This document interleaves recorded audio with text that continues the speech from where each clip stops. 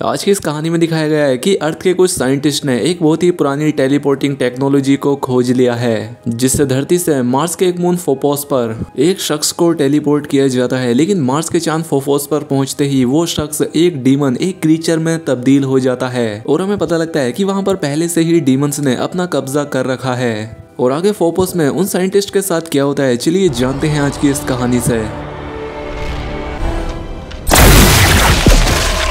Film की शुरुआत होती है और हमें एक यूएससी फैसिलिटी को दिखाया जाता है और यूएससी के साइंटिस्ट ने धरती पर नेवाडा में मार्स के एक मून फोपोस पर एक टेलीपोर्टिंग डिवाइस को ढूंढ लिया है, जिन्हें ये साइंटिस्ट गेट बुलाते थे। और इन गेट के काम करने के तरीकों को समझने के लिए उस पर पहले से ही एक फैसिलिटी को बना लिया गया था और अब बारी थी उन गेट्स को एक्टिवेट करने की और उन्हें एक्टिवेट करके किसी एक इंसान को मार्स के चांद फोपोस पर भेजने की। एक शख्स को नेवाडा फैसिलिटी से फोपोस पर टेलीपोर्ट किया जाता है और वो कुछ ही सेकंड में वो इंसान फोपोस पर टेलीपोर्ट हो जाता है। ये देखकर सभी साइंटिस्ट बहुत खुश हो जाते हैं, क्योंकि उनके लिए एक बहुत ही बड़ा अचीवमेंट था और ये फ्यूचर में उनके बहुत काम आने वाली टेक्नोलॉजी थी। लेकिन यहाँ पर जिस शख्स को टेलीपोर्ट किया गया था वो कुछ ही देर में देखते ही देखते एक बहुत ही खतरनाक ज़ॉम्बी में बदल जाता है। उसके काफी बड़े बड़े नाखून और काफी तेज दांत निकल आते हैं। वहीं हम स्पेस में एक स्पेसशिप को देखते हैं जिसके अंदर कुछ मरीन्स थे। ये सभी मार्स के उसी मून फोपोस की तरफ जा रहे थे और ये अभी अभी क्रायो स्लीप से उठे थे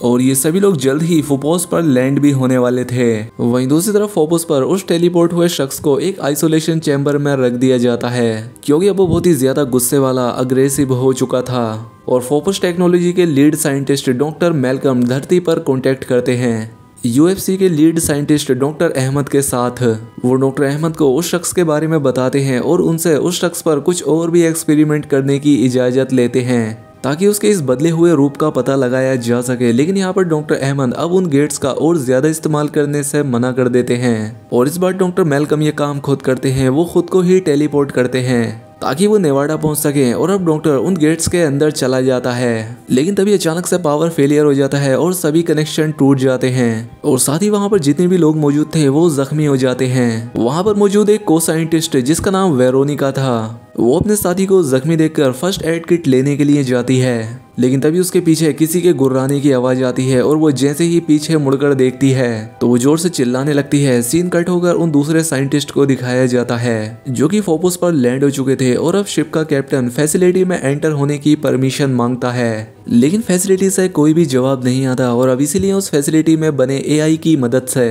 कैप्टन उस फैसिलिटी के साथ कनेक्ट करने की कोशिश करता है, लेकिन फिर भी कोई जवाब नहीं आता। इसीलिए वो धरती पर फिर से डॉक्टर अहमद से कांटेक्ट करते हैं और उनसे उन्हें यहाँ की सिचुएशन के बारे में पता चलता है। और अब इन सारे मरीन्स को फैसिलिटी के लैंडिंग एरिया से फैसिलिटी के अंदर एंटर करना था, जिसे वो शिप के कैमरे से ढूंढ लेते हैं और अंदर जाकर इन लोगों को पावर को दोबारा से रिबूट करना था ताकि फैसिलिटी के सर्वर को दोबारा से ऑनलाइन लाया जा सके। क्योंकि अगर ये ऐसा नहीं कर पाए तो जो साइंटिस्ट फोपोस पर इतने दिनों से काम कर रहे थे उनकी सारी मेहनत बेकार चली जाएगी। और अब इसलिए ये लोग फैसिलिटी से भेजे गए आखिरी सिग्नल को सुनते हैं, जिसमें इन मरीन्स को गुर्राने और चीखने चिल्लाने की आवाजें ही मिलती हैं, जिसे सुनकर ये सभी मरीन्स काफी डर जाते हैं। और इसके बाद ये अपनी पूरी तैयारी करने के बाद उस फैसिलिटी के अंदर जाते हैं। शिप को फैसिलिटी से कनेक्ट किया जाता है, जिसके बाद ये सभी लोग फैसिलिटी में एंटर कर जाते हैं। फैसिलिटी के अंदर जाते ही ये सभी लोग वहाँ के ऑक्सीजन लेवल और पावर लेवल को ठीक से चेक करते हैं, जो कि सिर्फ 2% थी। यानी कि इसे रिबूट करने के लिए उनके पास बस 90 मिनट थे और अगर ये इतने टाइम में ऐसा नहीं कर पाए तो पावर कोर प्रेशर की वजह से फट जाएगा। अब कैप्टन मरीन्स को 2 टीमों में बांटते हैं, जिसमें पहली टीम कोर को रिसेट करने के लिए जाएगी और दूसरी टीम सर्वर को ढूंढने के लिए,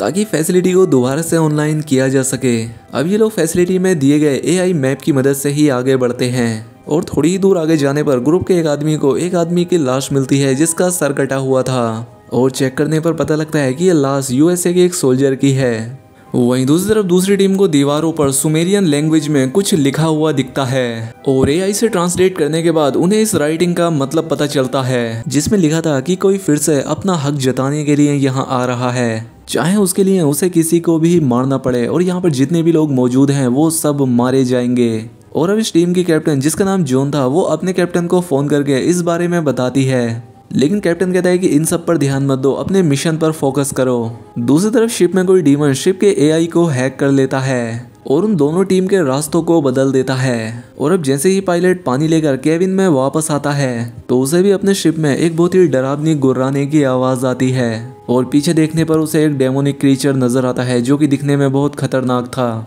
वहीं दूसरी तरफ फैसिलिटी में वो दोनों टीमें अपना रास्ता भटक चुकी थी और अब इसलिए ही सभी लोग बिना मैप के सर्वर को ढूंढने के लिए निकलते हैं। तभी जॉन पीछे से किसी को भागते हुए नोटिस करती है और जैसे ही मरीन पास जाते हैं तो वहां पर इन्हें एक ज़ोंबी नजर आता है जो कि किसी दूसरे इंसान को खा रहा था और तभी वो ज़ोंबी उन मरीन्स पर भी अटैक कर देता है, लेकिन वो मरीन उसे शूट कर देते हैं। वहीं दूसरी तरफ कैप्टन को आगे बढ़ने पर कुछ सर्वाइवर्स मिलते हैं जो कि सही सलामत थे, लेकिन तभी उन पर भी अटैक हो जाता है और यहाँ पर भी वो मरीन्स उन ज़ोंबीज को शूट कर देते हैं। वो उन्हें मार डालते हैं, लेकिन तभी यहाँ पर और भी ज़ोंबीज आने लगते हैं और अब वो मरीन्स उन्हें भी शूट करने लगते हैं, लेकिन ऐसा करते हुए उन मरीन्स में से भी कुछ लोगों की जान चली जाती है। खैर अब ये दोनों टीम आपस में मिल जाती हैं और उन सर्वाइवर्स को लेकर एक सेफ जगह के लिए निकल पड़ते हैं, लेकिन तभी यहाँ पर बहुत सारे ज़ोंबीज आ जाते हैं और इसीलिए अब कैप्टन को अपनी टीम को बचाने के लिए अपनी जान का सेक्रीफाइस देना पड़ता है और इस तरह से वो ज़ोंबीज के हाथों मारे जाते हैं। अब अपने कैप्टन को मरता देख जॉन जबरदस्ती उन सर्वाइवर्स से यहाँ क्या हुआ पता करने लगती है और अब यहाँ पर डॉक्टर मैल्कम इन लोगों को गेट्स के बारे में बताना शुरू करते हैं जो कि एक सुमेलियन लैंग्वेज से गढ़े हुए पत्थर हैं जिनसे होकर हम टेलीपोर्ट कर सकते हैं। और अब जॉन पूछती है कि क्या ये सब उन गेट्स को एक्टिवेट करने की वजह से हुआ है, लेकिन डॉक्टर मैल्कम कहता है कि इस बारे में मुझे कुछ नहीं पता क्योंकि जैसे ही मैं गेट्स के अंदर गया मैं बेहोश हो गया था। अब इसलिए ये सभी लोग इन बाकी सर्वाइवर्स को लेकर वापस शिप में जाने का प्लान बनाते हैं ताकि फिर से धरती से संपर्क किया जा सके, जिसके बाद ये इन सभी सर्वाइवर्स को शिप में ले जाकर कुछ मरीन्स उनकी मरहम पट्टी करने लगते हैं और जॉन पायलट को देखने के लिए जाती है, लेकिन यहाँ वो पायलट मरा हुआ मिलता है और तभी वो खतरनाक क्रीचर यहाँ पर आकर जॉन पर भी अटैक कर देता है। लेकिन जॉन किसी तरह से उस खतरनाक क्रीचर से बच जाती है, लेकिन उसके साथ एक और मरीन उस क्रीचर से नहीं बच पाता और वो क्रीचर उस मरीन को मार डालता है। वहीं दूसरी तरफ जब बाकी मरीन्स उनकी आवाजें सुनते हैं तो वो उनकी तरफ भागते हैं, लेकिन वो क्रीचर एक एक करके उन सभी को मारने लगता है। लेकिन अब जैसे ही वो क्रीचर जॉन को मारने वाला था कि तभी यहाँ पर बाकी मरीन्स भी आ जाते हैं और ये सभी लोग मिलकर आखिरकार इस क्रीचर को मार डालते हैं। और अब बाकी बचे हुए सभी सर्वाइवर्स सिचुएशन का जायजा लेने लगते हैं और इन्हें पता लगता है कि फ्लाइट टैग डिस्ट्रॉय हो चुका है और इनके कैप्टन के साथ साथ इनके आधे से भी ज्यादा साथी मारे गए थे और अब फैसिलिटी में पावर भी सिर्फ 1% बची थी और इतने कम समय में पावर को रिबूट करना और सर्वर को ऑनलाइन करना इम्पॉसिबल था। और अब इसलिए डॉक्टर मैल्कम उन सभी को गेट का इस्तेमाल करने के लिए कहते हैं, बताते हैं कि हम उन गेट्स का इस्तेमाल करके धरती तक वापस पहुंच सकते हैं और अब कोई और रास्ता ना होते हुए ये सभी लोग उन गेट्स के थ्रू ही धरती पर जाने के लिए तैयार हो जाते हैं। और अब ये लोग डॉक्टर मैल्कम की मदद से रिएक्टर रूम में पहुंचते हैं ताकि सारी फैसिलिटी की एनर्जी को उन गेट्स तक भेजा जा सके। और अब जैसे ही ये लोग पावर को रेस्टोर कर रहे थे डॉक्टर मैल्कम वहां पर मौजूद एक साइंटिस्ट को चाकू से मार डालते हैं और अब हमें यहाँ पर पता लगता है कि डॉक्टर मैल्कम उन क्रीचर्स के लिए ही काम कर रहे थे और जब वो उन गेट्स के अंदर थे तब भी उन्हें सब कुछ याद था। और अब यहाँ पर कई सारे डेमोनिक क्रीचर भी आ जाते हैं, जिसके बाद अब इन लोगों के बीच फाइट शुरू हो जाती है, लेकिन जॉन किसी तरह से उन खतरनाक क्रीचर को मारने में सफल हो जाती है। और अब वो साइंटिस्ट जॉन को बुलाकर उसे अपना की कार्ड दे देती है ताकि कम से कम ये लोग तो यहाँ से सेफली बाहर जा सकें। और अब यहाँ पर जॉन और एक और साइंटिस्ट मिलकर मैल्कम को रोकने के लिए जाने लगते हैं और रास्ते में उन्हें एक प्लाज्मा गन भी नजर आती है जिसे वो उस की कार्ड की मदद से निकाल लेते हैं। लेकिन तभी यहाँ पर एक वो खतरनाक क्रीचर आकर उस साइंटिस्ट को भी मार देता है। और अब जॉन डॉक्टर मैल्कम तक पहुंच चुकी थी, वो उनसे गेट एक्टिवेट ना करने के लिए कहती है, लेकिन तभी यहाँ पर वो साइंटिस्ट आ जाता है जो कि अब ज़ोंबी बन चुका था और वो जॉन पर अटैक कर देता है, लेकिन किसी तरह से जॉन उसे मार डालती है। और फिर डॉक्टर मैल्कम भी उन गेट को एक्टिवेट कर देता है, जिसके बाद वो एक गन लेकर जॉन को मारने ही वाला होता है कि तभी जॉन उससे गन वापस लेकर उसी साइंटिस्ट को शूट कर देती है। लेकिन डॉक्टर मैल्कम को कुछ भी नहीं होता। और अब हमें यहाँ पर पता लगता है कि जब डॉक्टर मैल्कम उन गेट्स के अंदर गए थे तो पहले ही डीमन ने उनका दिल निकालकर उन्हें वापस भेज दिया था ताकि डॉक्टर डीमंस के लिए काम कर सके। और अब डॉक्टर जॉन को भी उन गेट्स के अंदर फेंक देता है और अब जॉन उन गेट्स से होकर एक दूसरी दुनिया में पहुंच जाती है जहां पर जॉन बहुत सारे डीमंस को देखती है और साथ ही साथ वो यहाँ पर उनके लीडर को भी देखती है। और यहाँ पर वो डीमंस का लीडर कहता है कि वो उन गेट्स की मदद से धरती पर कब्जा करके धरती पर रहने वाले सभी इंसानों को मिटा देगा। और अब जॉन को मारने के लिए बहुत सारे डीमंस उसकी तरफ बढ़ते हैं, लेकिन तभी जॉन जल्दी से उस प्लाज्मा गन को उठाकर उनके लीडर को ही शूट कर देती है और उन डीमंस के ऊपर भी 2 प्लाज्मा बॉम्ब फेंक देती है